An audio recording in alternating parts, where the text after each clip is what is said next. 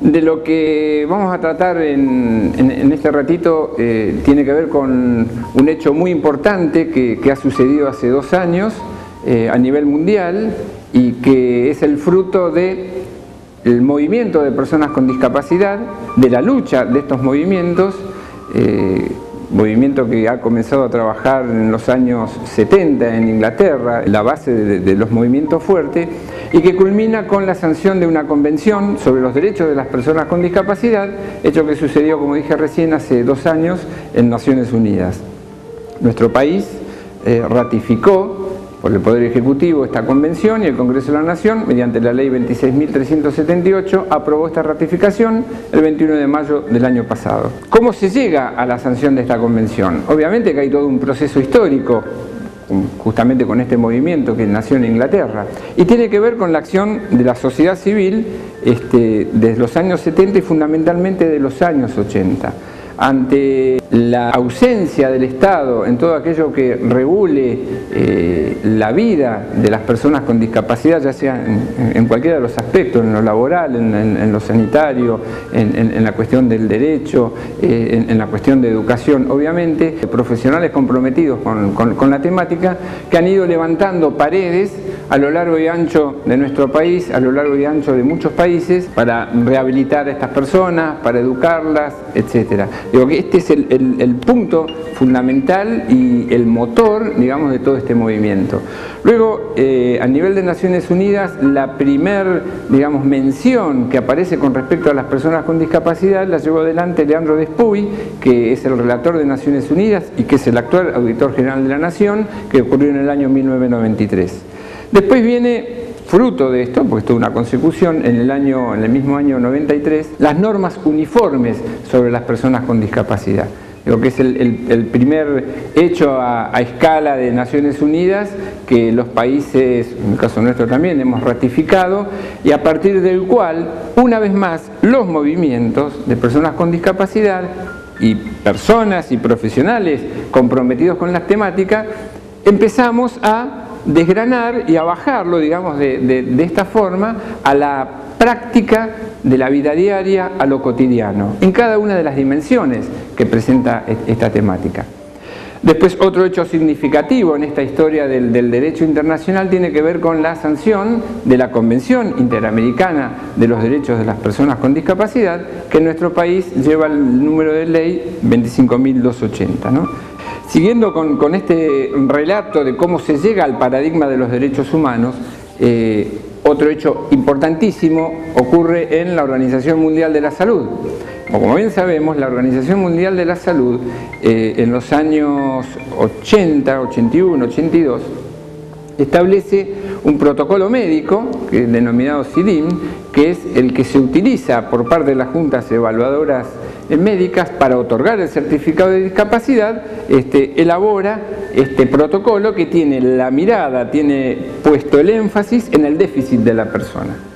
A partir de esto, es como, más otros factores, como que nace el modelo médico hegemónico del cual vamos a hablar luego. La clasificación nueva que surge en la Organización Mundial de la Salud,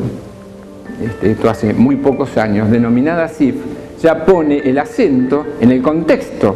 de la persona con discapacidad, ya no en el déficit. Esto también tiene que ver en esta historia del paradigma de los derechos humanos. Hasta que llegamos al hecho relevante, como bien decía, que es la sanción de la Convención sobre los Derechos de las Personas con Discapacidad, que está dentro del Tratado de Derechos Humanos,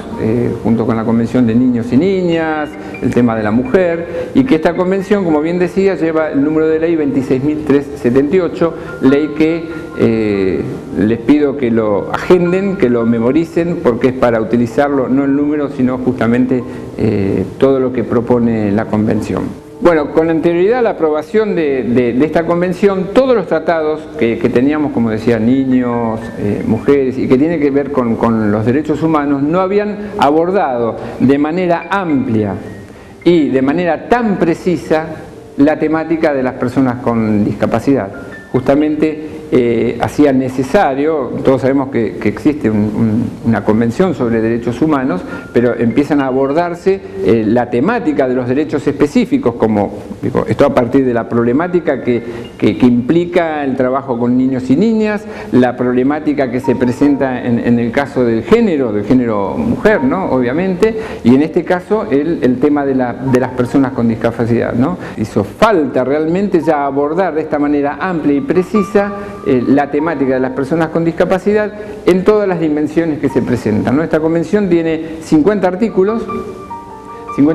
que abordan la accesibilidad, digamos, la accesibilidad de un diseño universal, aborda la temática de la educación, aborda la temática de la habilitación y rehabilitación, aborda la temática del trabajo, aborda la temática de la cultura, de la recreación y del turismo, aborda la temática del transporte, la accesibilidad a la justicia, aborda la temática de la capacidad jurídica de las personas con discapacidad, que este es, digamos, el artículo número 12, un artículo de vanguardia con respecto a todo ya lo normado en los tratados internacionales. Este artículo es de vanguardia por lo siguiente, porque en tanto y en cuanto lo comprendamos, lo incorporemos y luego intentemos modificar las prácticas tanto del Poder Judicial que está implicado en esto, de las organizaciones fundamentalmente que trabajan con personas con discapacidad mental y psiquiátricos, y de todos los operadores judiciales y en definitiva de toda la sociedad,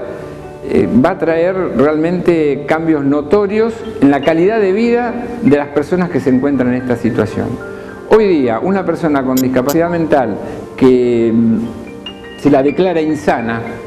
o que hay que nombrar un curador, lo que se realiza en definitiva es sustituir los derechos que tiene esta persona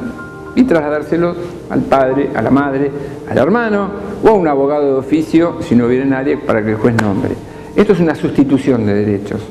Como la convención, esta convención sobre derechos de las personas con discapacidad, en su artículo primero nos dice y establece que todas las personas tienen la misma dignidad y los mismos derechos. Este es el piso sobre el que empezamos a trabajar.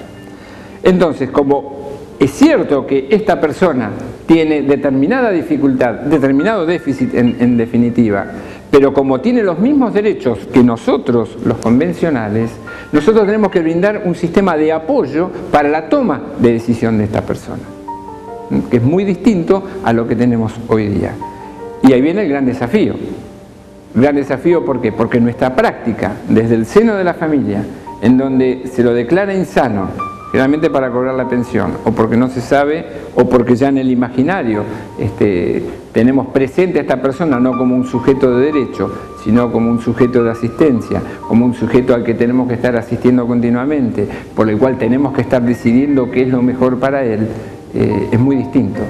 Hay casos que obviamente van a estar en esta situación, pero la mayoría no. Esta cuestión de la toma de decisiones con apoyo es muy, muy importante.